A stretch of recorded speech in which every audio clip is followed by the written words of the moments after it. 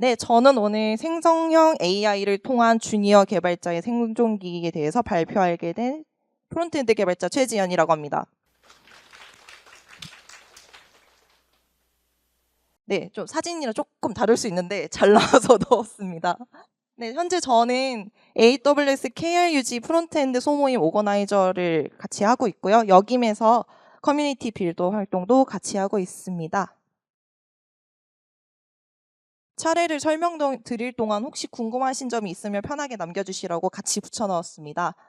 저는 첫 번째는 무지의 무지였던 시절, 그러니까 클라우드라는 건 있었지만 클라우드가 뭐가 있었는지 아예 모르던 시절을 설명해 드리고요. 두 번째는 그래서 왜 주니어에게는 여전히 어려울까라는 것을 36분들의 인터뷰를 통해서 추출한 내용을 소개해 드릴까 합니다. 그리고 세 번째는 이 어려운 점이 무엇이고 그것을 어떻게 저는 AWS의 제품인 키로와 큐 디벨로퍼로 풀었는가에 대해서 이야기해 볼까 합니다. 오늘 발표에 대해서 조금 컨셉을 말씀드리자면 오늘 발표는 AWS 큐 디벨로퍼와 키로에 대해서 알아볼 거고요. 그리고 프론트엔드, 저는 프론트에다 보니까 오히려 다른 분들에 비해서 클라우드 지식과는 조금 멀어요. 그럼에도 불구하고 어떻게 클라우드 강국을 배웠고 그 이유가 무엇인가에 대해서 좀 설명을 드리고요. 이런 분들한테 도움이 될 것 같아서 이 프레젠테이션을 작성하게 되었습니다. 첫 번째는 AI를 써보고는 싶은데 어디서부터 어디까지 공부해야 할지 고민되는 이제 취준생 주니어 분들, 그리고 주니어의 시각이 궁금하신 시니어 분들, 어떻게 이렇게도 생각할 수 있구나 이런 느낌으로 봐주시면 될 것 같고요. 세 번째는 요즘 프론트 엔드도 뭔가 더 해야 된다 이런 얘기 들어보셨을 거예요. 그러니까 나의 롤이 확장되어야 된다는 이야기를 한간에 많이 들으셨을 텐데 특히 프론트엔드 중심으로 일하지만 운영과 클라우드 지식에 대해서 막연한 거리감을 느끼시는 분에게 도움이 될 것 같습니다. 그러면은 제가 마지막인 만큼 조금 빠르게 템포로 가보도록 하겠습니다. 첫 번째는 무지의 무지였던 시절인데요.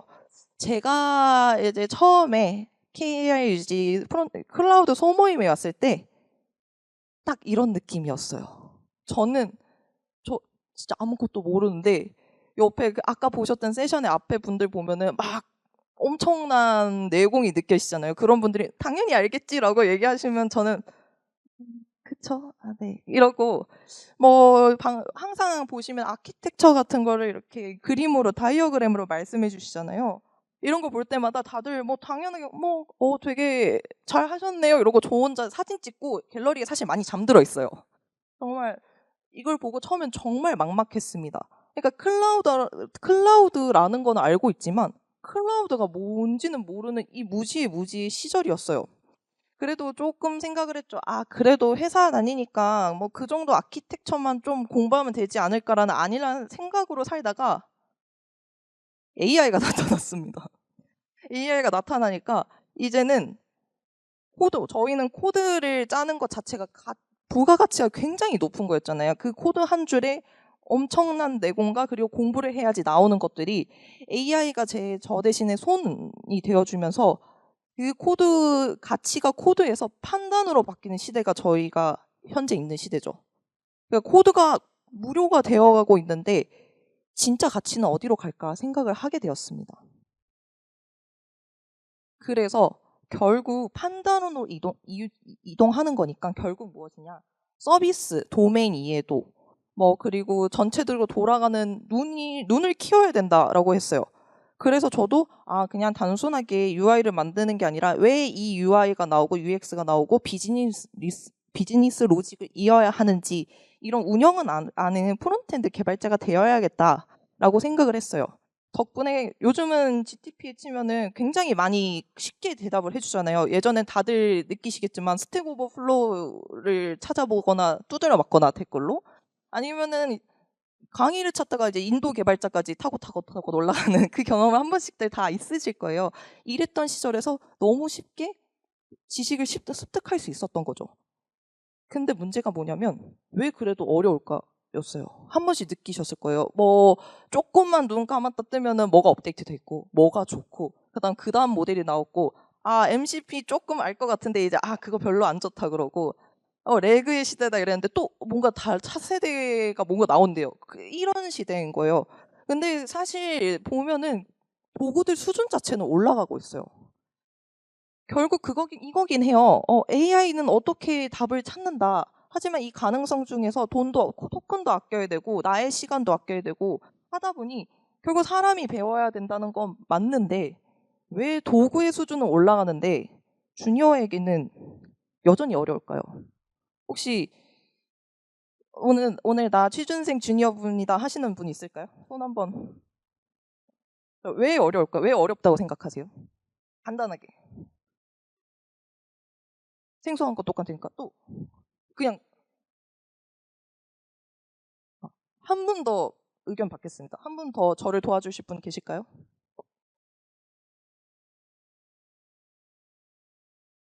약간 뭔가 어딘가에 몸을 살짝 맡겨서 이렇게 흘러가는 느낌 이런 걸까요?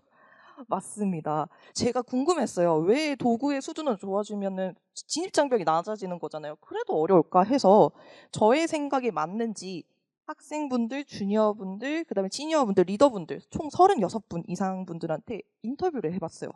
근데 인터뷰를 하니까 이러한 결과가 나왔습니다. 이 부정적이라는 게 AI 자체가 싫다라기보다는 AI 자체의 두려움, 그러니까 부정적인 감정을 모두 포함해서 제가 퍼센트를 내본 거고요. 학생분들은 80%에 도달을 했고 주니어분들은 반반 정도였어요. 근데 시니어분들은 35%였어요. 그 이유의 차이가 뭐냐면 이러한 공통점이 있었습니다. 위임해보거나 통제해본 경우의 유무가 큰 차이를 보였어요. 제가 그 인터뷰한 내용을 키워드로 한번 바꿔본 건데 주니어 개발자분들은 평가자라는 개념이 매우 강했고 써야 한다는 것 알겠는데와 그래서 어디까지? 였고요. 그리고 밥그릇을 뺏겠다, 두렵다 이런 이미지도 많았습니다. 근데 시니어분들도 어떠한 두려움은 있었지만 이러한 키워드들이 많았어요. 부려야 하는 팀원인데 어디서부터 어디까지 부려야 되고 이거에 대한 리스크는 인지하고 있다. 그리고 만약에 우리 신입이 들어온다면 이걸 어떻게 가르치지? 그리고 사내에는 얼마나 도입할 수 있지? 이러한 생각이 차이가 있었습니다. 그러면은 이제 AI를 잘 사용할 수 있는 것 중에 하나의 방법론이 위임이나 통제를 해보는 것에 대해서는 어느 정도 조금 보충이 된 것 같아요. 그럼 알겠습니다. 그래서 어떻게 저희는 넵 알겠습니다. 예 밖에 하는데 갑자기 통제를 하라니 조금 당황스러울 수 있을 것 같아요. 거기에다가 앞서 말씀드렸다시피 좋은 게 너무너무 많아요. 너무너무 많은데 하루가 멀다 하고 너무 많은 지식이 나오고 저물어 갑니다. 그래서 저는 생각했습니다.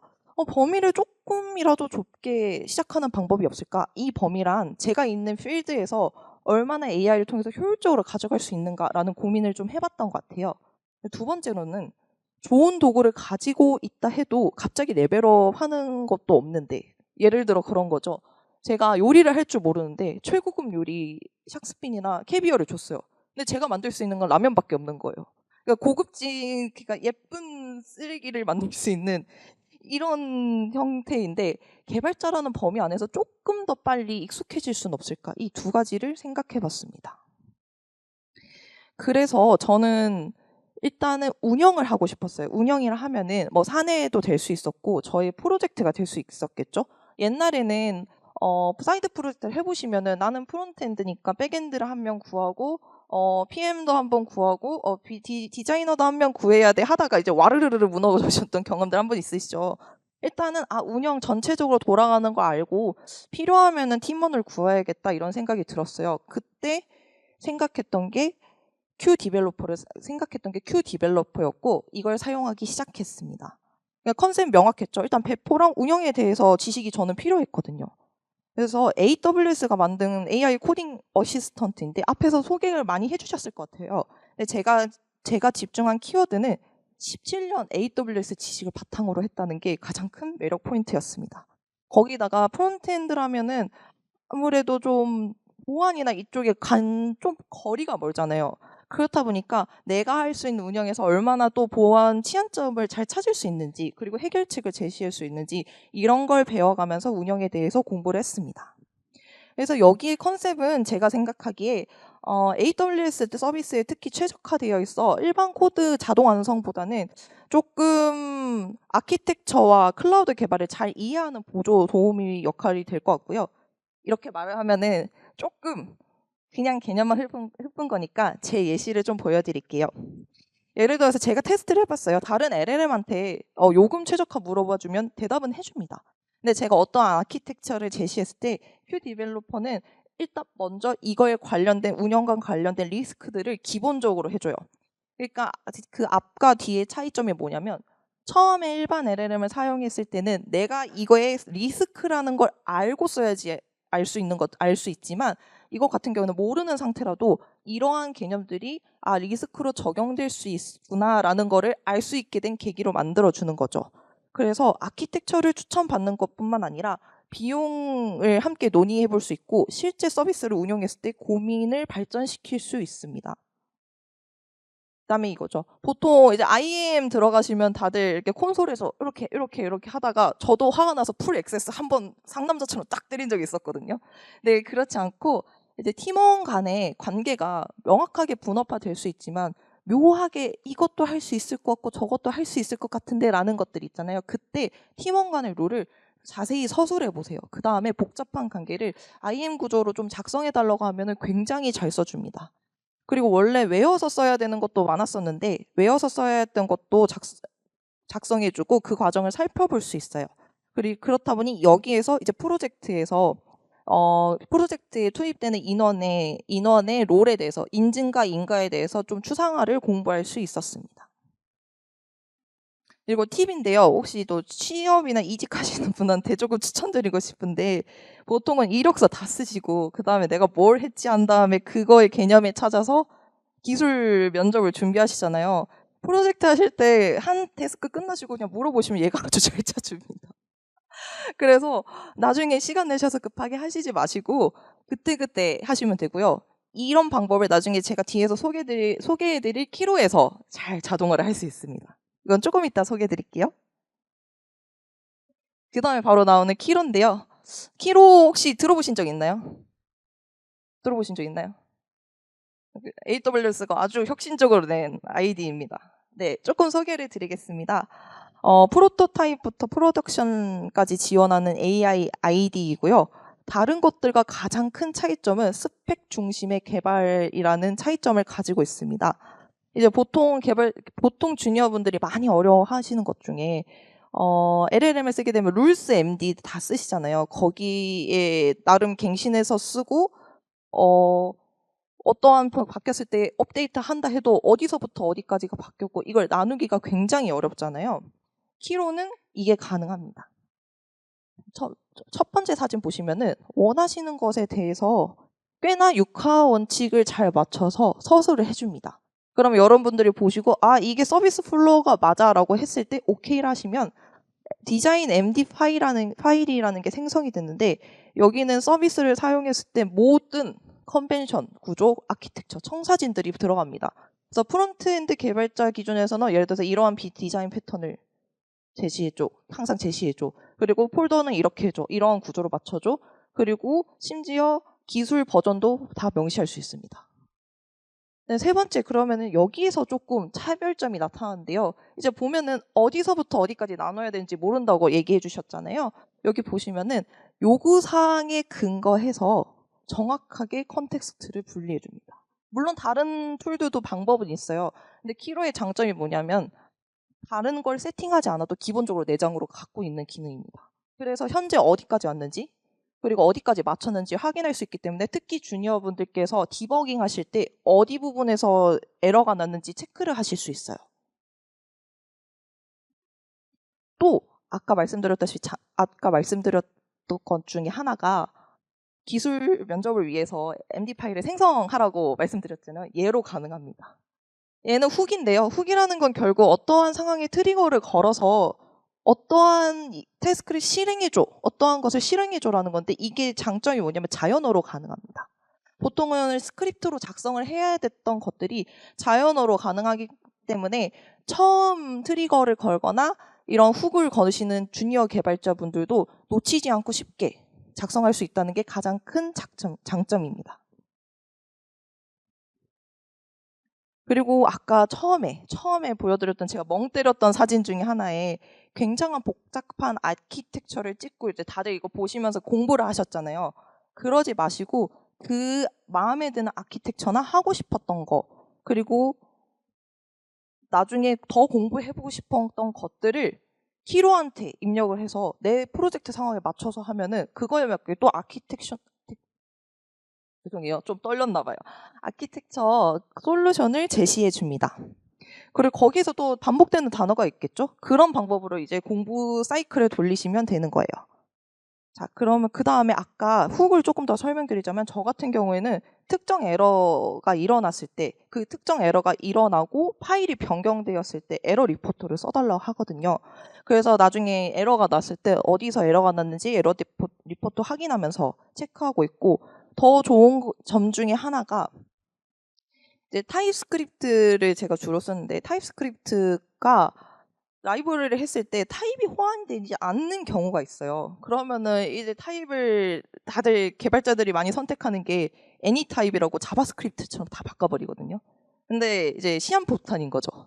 그런 것들을 또 디버깅 하기에 너무 많은 시간이 드니까 그동안 포기했었는데, 이런 식으로 타입 에러가 나는 것들을 일단 고치고 알려줘 하면은 나중에 조금 더 맞는 추상화된 타입으로 바꾸던지 이렇게 조금 더 디벨롭 할 수 있었습니다. 네, 그래서 스펙 모드에 대해서 한마디로 좀 설명을 드리자면, 스펙 모드는 프로덕트의 탄생부터 운영까지 함께하는 모드고요. 단순히 새 프로젝트를 만드는 것뿐만 아니라 나중에 스펙 안에 또 새로운 스펙을 만들 수 있어요. 그러니까 나름 버전처럼 업데이트 되는 거죠. 그래서 그 스펙, 단순히 프로젝트를 만드는 것뿐만 아니라 또 운영 단계에서 하실 때 리팩토링하고 그 다음에 최적화하시고 이런 것들을 하시잖아요. 이제 이거를 또 같이 설계하고 연습할 수 있습니다. 그러니까 단순한 코드 수정 에디터가 아니고 나만의 최적화 플로우와 스토리를 그릴 수 있다는 게 가장 큰 장점이라고 볼 수 있겠습니다. 네, 그러면 발표 들어줘서 감사하고 감사합니다.